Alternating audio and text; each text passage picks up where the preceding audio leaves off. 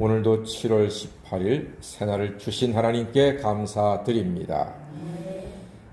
요아스 왕은 시작은 너무나 좋았는데 끝은 아주 안 좋았습니다. 시작은 정말로 복된 사람이었습니다.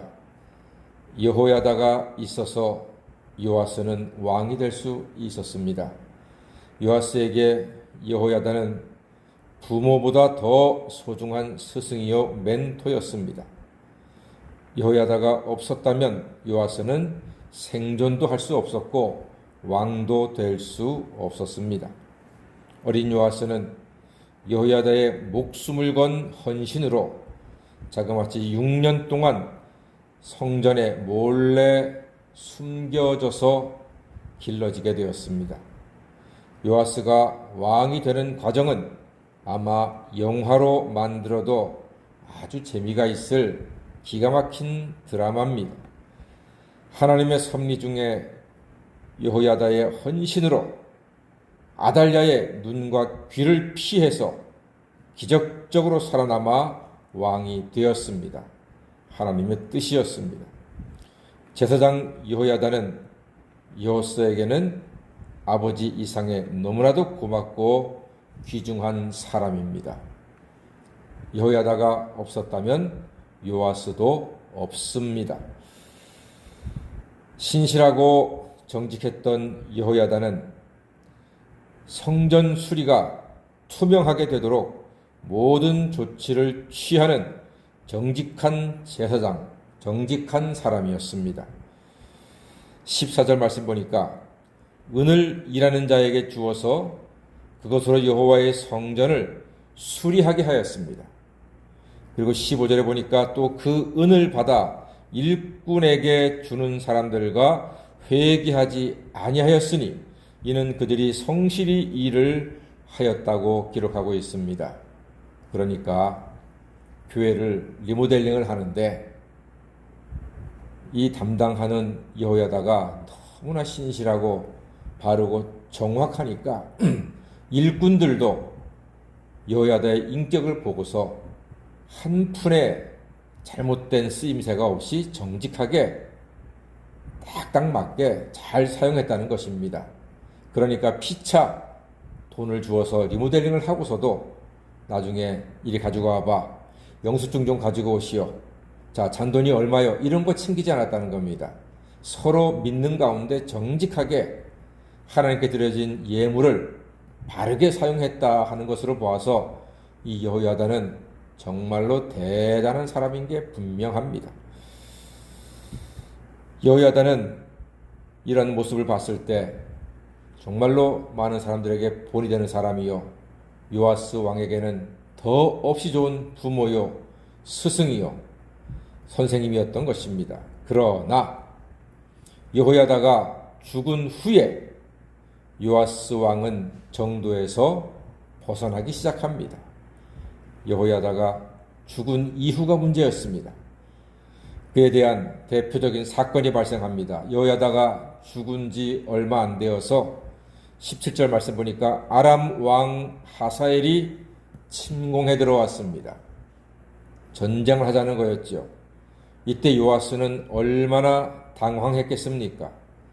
자기의 스승인 제사장 여호야다는 이미 천국에 갔으니 막막했습니다. 고민하고 고민하던 요아스의 해결 방안이 나왔습니다. 그것은 바로 18절의 말씀이 들어가 있는데 18절 보면은요, 하나님께 드린 성물과 성전과 왕궁에 있던 금을 주었다고 했습니다. 예, 한번 읽어볼까요? 18절 말씀 읽어보겠습니다. 시작.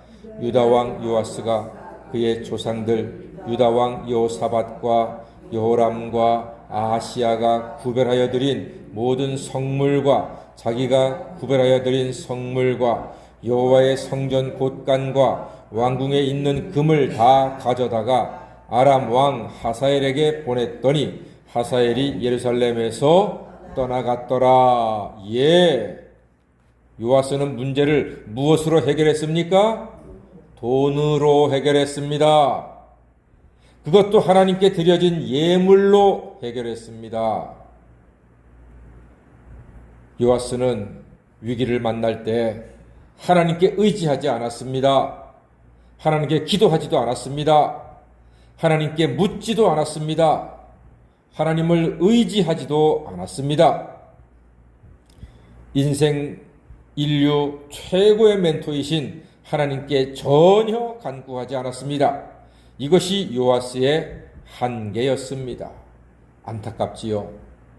하나님의 은혜로 살아났고 하나님의 은혜로 왕이 되었고 하나님의 은혜로 살고 있는 그가 위기를 만났을 때 사람 멘토가 사라지니까, 여호야다가 사라지니까 그냥 하나님을 잊어버리고 기억하지 못하고 돈으로 문제를 해결하는 참으로 안타까운 모습을 우리가 말씀으로 생생하게 보았습니다. 이것이 요아스에게는 큰 짐이었지요.